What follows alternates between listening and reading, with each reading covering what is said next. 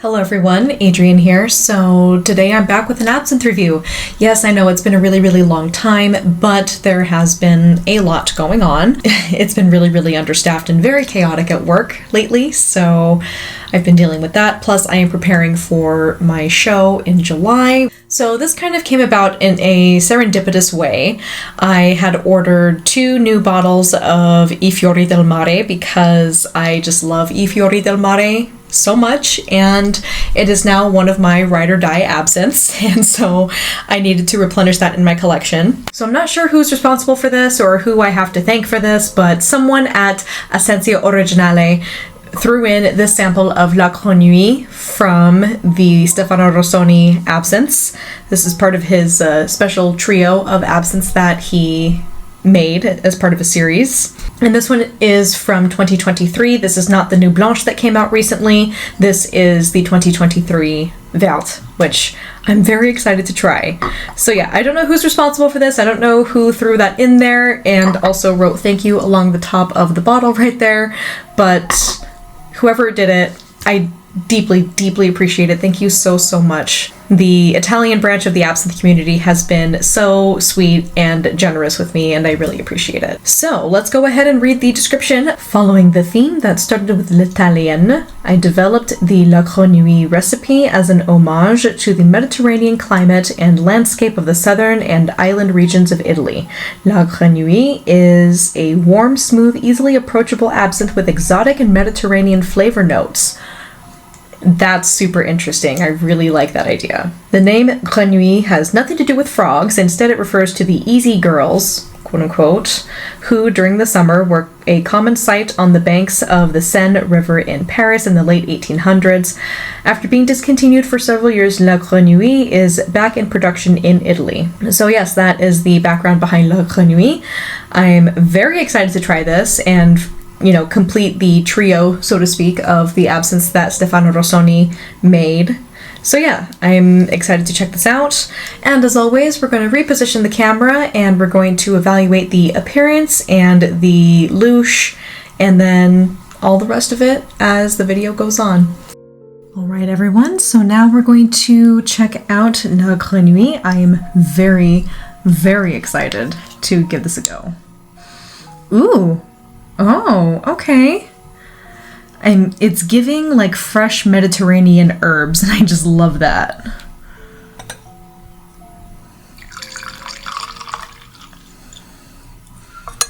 Wow, okay. I'm digging it so far. So as far as appearance is concerned, this definitely leans a little bit more gold than it does green, but it's still a very gorgeous, vibrant color, which I love. Yeah, it leans more golden green, very pretty, very vibrant, and no trace of sediment, so that's very encouraging. Okay, so for color and appearance, I should say, I am going to give it 4 stars. Okay, so now we're going to begin the process of the louche. I'm really excited to try this one because this one seems like a little bit of like a forbidden fruit kind of situation because I've had a hard time like trying to find a way to get it. And I finally get to try it. Okay, not an immediate louche, but that's not necessarily a bad thing. We will see. There it is. It's starting.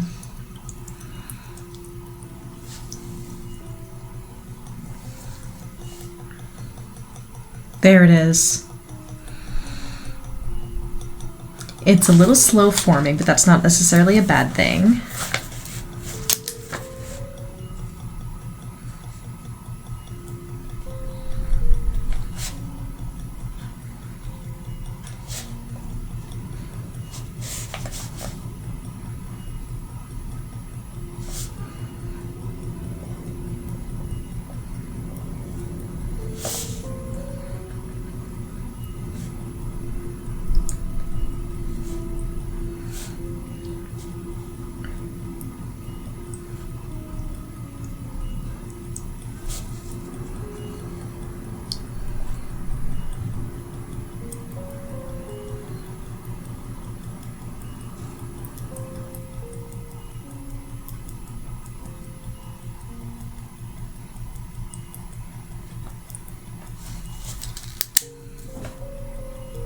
This is taking a little bit longer to louche than the other ones in the series, but like I said, that's not necessarily a bad thing.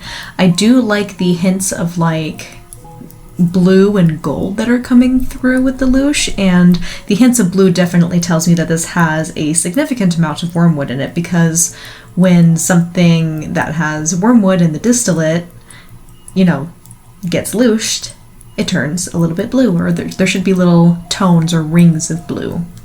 It's very striking. All right, I'm going to call that good. I apologize for the splashage happening there. That's kind of hard to say. But for the louche, I will say it was a little slow to form. I'm really liking the gold and the blue hints that I found in there. Has just a tiny little tinge of green. It's not my favorite louche that I've ever seen, but I'm still very encouraged by it. It's good that it louched this much and not at all. So for louche, I'm going to give that 4 stars as well. I'm definitely excited to dive a little deeper into the aroma because that smells absolutely stunning. All right, so we're going to reposition the camera again, and we're going to get a load of the aroma, the flavor, and the mouthfeel and give our final thoughts. All right, now we're going to evaluate the aroma and the flavor and the mouthfeel of La Grenouille. Very excited. Ooh, okay. I really like how peppery that is. Peppery, lemony, definitely getting some lemon balm coming through there. And of course the Mediterranean is famous for its citrus flavors. Yeah, so a little bit of like peppery, lemon rind, that kind of thing coming through. And then when you smell a little bit more, you get the little bite of wormwood, you get a little hint of anise. Fennel is definitely coming through really nice and strong there. It smells very botanical, almost to the point of being a little funky, but not in a bad way. So very botanical. I'm not getting much sweetness with this, but that's okay. Not every absinthe has to be super sweet. It's just one of those things. So aroma, I'm also going to give that 4 stars. It's definitely unique. I really like what I'm smelling here. This is good. Okay, now we're going to check out the flavor and see how it goes. So, as always, santé, and please drink responsibly. Ooh, so good.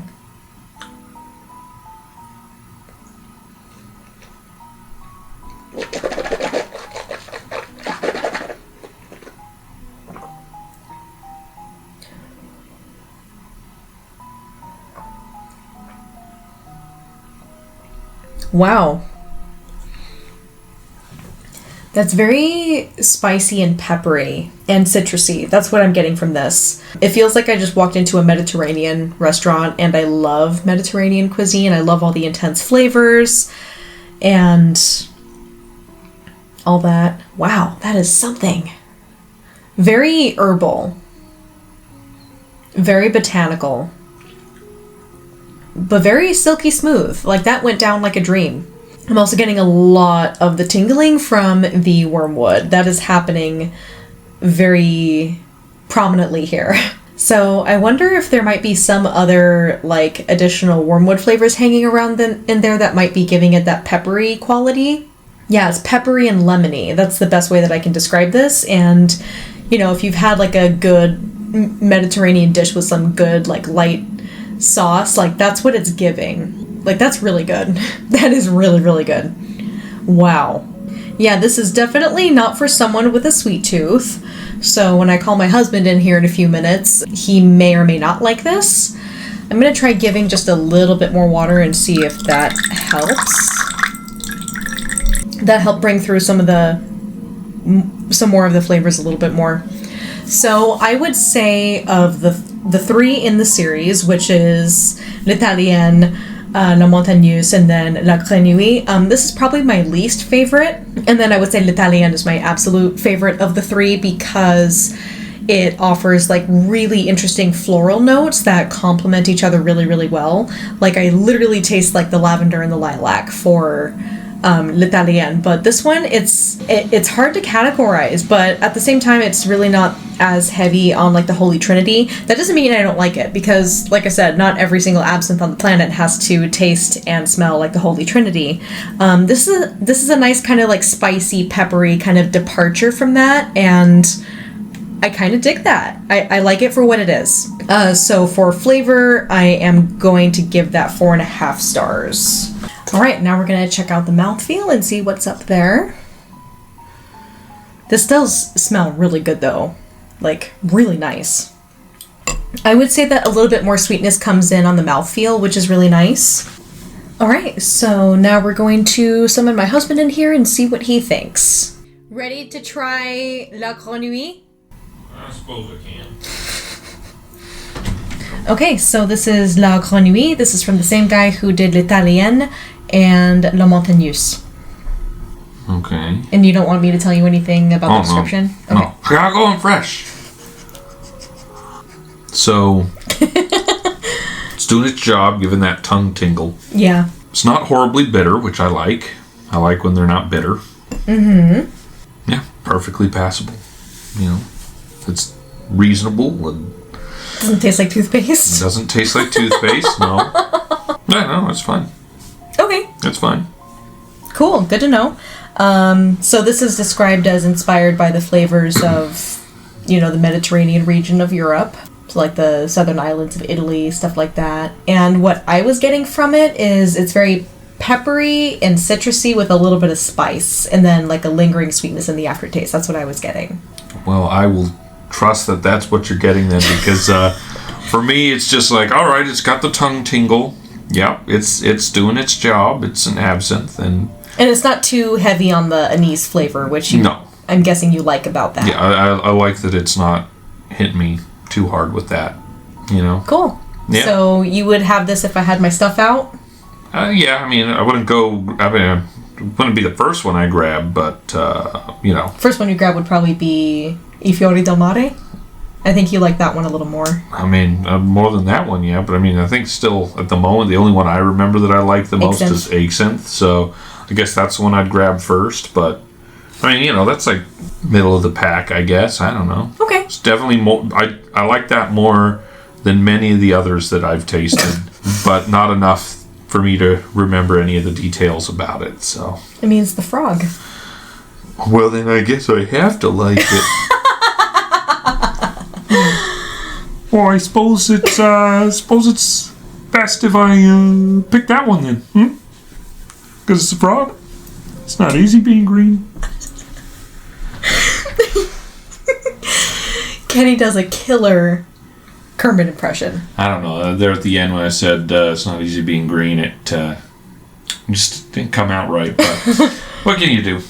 Well, thank you for your input. Appreciate it. You're welcome. Okay, so my husband says it's passable, and this is coming from someone, once again, who says he does not like absinthe. So, yeah, this is pretty enjoyable. It's not overly bitter, it's not overly sweet. It definitely is not, like, overwhelming on the anise, which I can see why that would appeal to someone who's maybe a little skeptical, just like, oh, I don't know, I don't like anise, I don't think I'm gonna like absinthe.